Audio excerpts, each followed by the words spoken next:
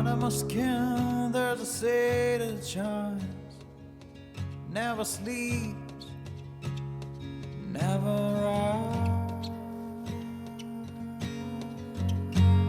rises. Under my feet there's a road to walk, dirt covers my chest. So we're here on the Rio Irigoyen, located on the southeast coast of Tierra del Fuego, and it's highly regarded as one of the island's primary sea trout rivers. The journey down the exposed Patagonian coastline is in itself epic, and there's a true sense that when you arrive at World's End Lodge, that this remote fly fishing operation, located on the lower section of the river, very much justifies its name.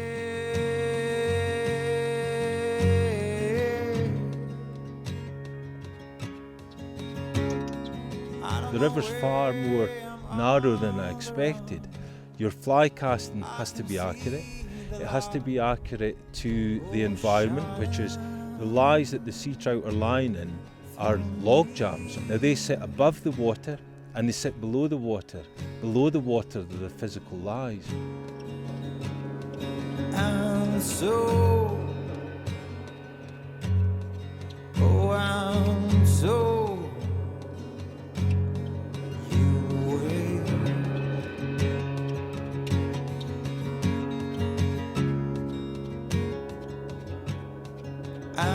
so,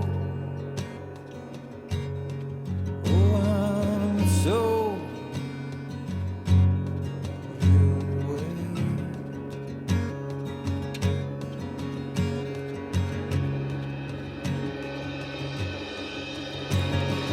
Under my skin there's a shade of the charm.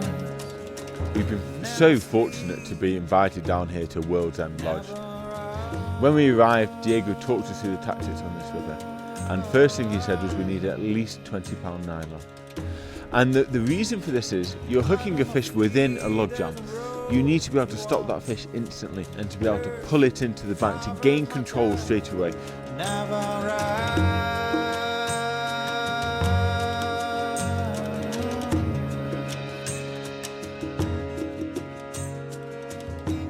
The sea trout range in sizes. We've caught fish from £3 up to £20. Generally we're fishing away from the pools. You're either on your hands and knees or you're a minimum of a rod's length away from the water.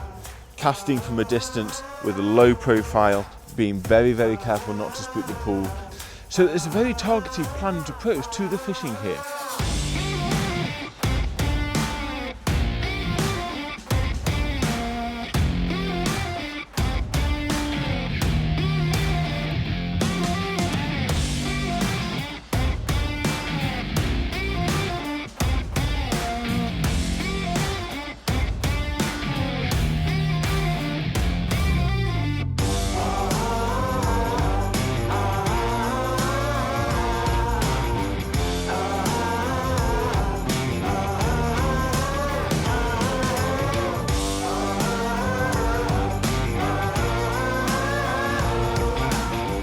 So the surrounding landscape on the Irigoyen is unlike anything I've ever seen in the 20 years that I've been coming to Patagonia.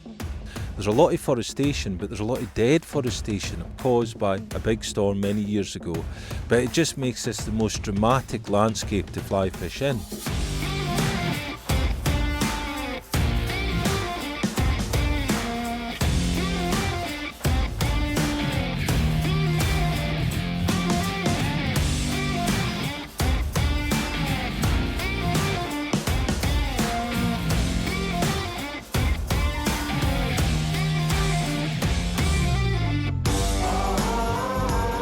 One of the highlights of fishing at World's End Lodge is you can fish from the upper reaches right the way down to the river mouth and in the estuary. You've got a very, very narrow pinch point of where the estuary and the sea comes in and meets the mouth of the river. So one of the interesting things about fishing down at the Boca was whilst we were fishing for sea trout, we came across the robalo. As we know, it's sea bass. We're fishing for them in the surf just as the tide was coming in, getting them coming into the bottom itself, and then into the sea pools, 2 or 3 sea pools that they have. And you'd follow the sea trout and the robalo as they come up into the estuary and into the sea pool.